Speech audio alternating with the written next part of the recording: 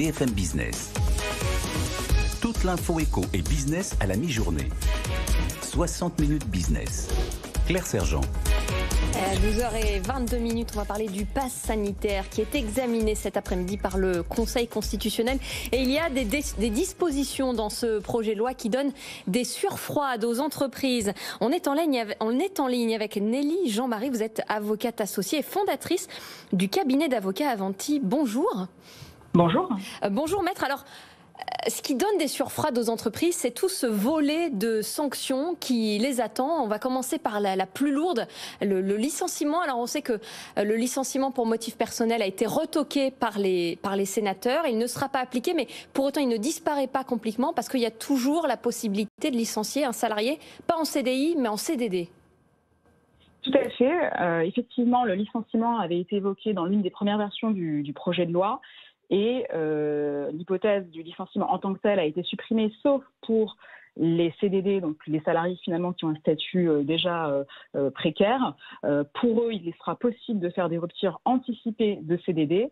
Et c'est une grande différence avec les salariés qui sont eux en CDI, puisque le texte n'envisage plus le licenciement en tant que tel. Alors attention, ça ne signifie pas qu'il ne sera pas possible du tout. Le droit commun du travail continue normalement de s'appliquer et donc il va appartenir à chaque employeur de justifier de la fameuse cause réelle et sérieuse de licenciement pour éventuellement procéder à des licenciements de salariés. Alors, l'autre solution, sinon, qui est préconisée dans ce projet de loi, c'est de suspendre le contrat d'un salarié le temps qu'il se mette en conformité avec le pass sanitaire, qu'il se fasse vacciner, qu'il passe ses tests. Sinon, une suspension en plus sans rémunération. Tout à fait. C'est l'alternative qui, de prime abord, apparaît plus sympathique pour les salariés plutôt qu'un licenciement brut. Mais la suspension du contrat de travail sans rémunération, vous l'avez évoqué, c'est quand même aussi une difficulté pour les salariés. Et puis c'est une difficulté aussi pour les employeurs qui n'ont pas spécialement envie, on imagine dans les restaurants, dans les bars, dans les cafés, compte tenu de la saison, c'est pas forcément non plus une bonne nouvelle pour les employeurs de suspendre des salariés dont ils ont besoin pour assurer le service au public. Donc ces suspensions sans rémunération, c'est pas non plus la meilleure des solutions qu'on ait pu trouver, mais c'est le choix fait par le législateur à ce stade. C'est une suspension en plus qui pose d'autres difficultés techniques qui n'ont pas forcément été appréhendées en tant que telles à ce stade. Je vous donne un exemple parmi tant d'autres.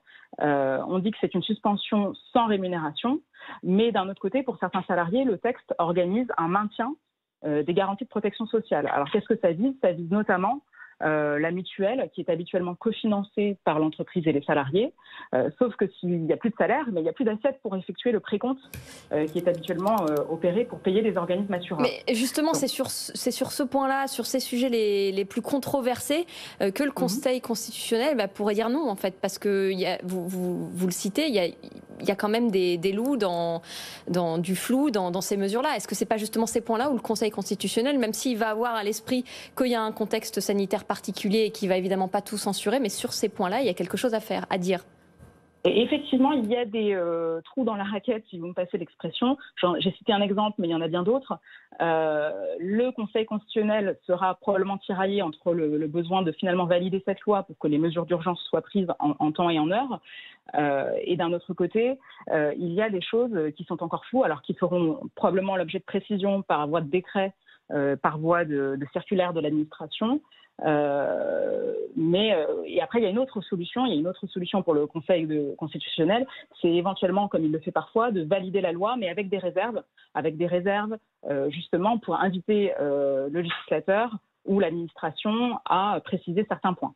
Mais si jamais, imaginons, ça va se décider cet après-midi, le Conseil constitutionnel valide le pass sanitaire dans son ensemble, dans quelle mesure cette loi elle sera contraignante ? Comment les entreprises vont faire en sorte, parce que vous le disiez, elles ne vont pas forcément avoir envie de sanctionner leurs salariés, quitte même à aller jusqu'au licenciement. Exactement. C'est certain que pour les entreprises, la mise en œuvre concrète de la loi va poser énormément de difficultés. Sur le plan relationnel, c'est toujours délicat d'aller... c'est quelque part quelque chose d'un peu intrusif dans la vie des salariés, d'aller leur demander de justifier d'un pass sanitaire ou pour certains, notamment les personnels soignants, de justifier d'une obligation vaccinale à terme.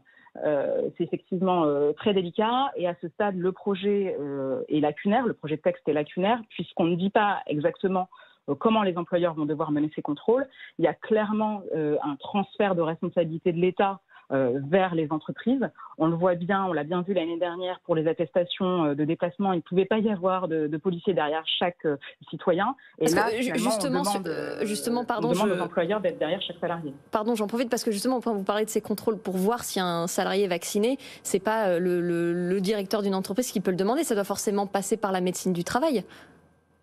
Alors, il y a encore une fois une imprécision du texte à ce stade. Il faut distinguer les deux types de contrôle. Il va y avoir le contrôle du pass sanitaire, où là, finalement, peu importe le mode d'obtention du pass sanitaire, vous savez qu'il y a 3 modes d'obtention. Soit on a un test de dépistage négatif, soit on a un schéma vaccinal complet, soit on a déjà été contaminé et on a un certificat de rétablissement. Donc il y a ces 3 hypothèses-là pour le pass sanitaire qui permet finalement à l'employeur de ne pas rentrer dans plus de détails au stade du contrôle. Et après, il y a effectivement le cas particulier des personnels soignants des établissements médico-sociaux, où là, il est quand même plus délicat d'aller vérifier que les personnes se sont bien faites vacciner.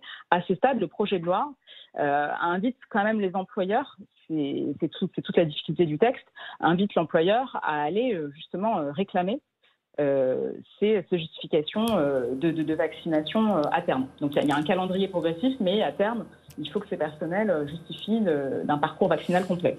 Et si les salariés ne veulent pas se faire vacciner mais choisissent de se faire tester, il va y avoir un autre problème pour les entreprises. On recevait ce matin Benoît Serre, le DRH de L'Oréal France, qui nous disait « ça sera de notre ressort de payer ces tests, mais il y a un moment où on ne pourra plus le faire si la facture est trop lourde ». Qu'est-ce qu'elles vont pouvoir faire les entreprises ? Là, encore une fois, il n'y a pas malheureusement de solutions qui sont données par la loi.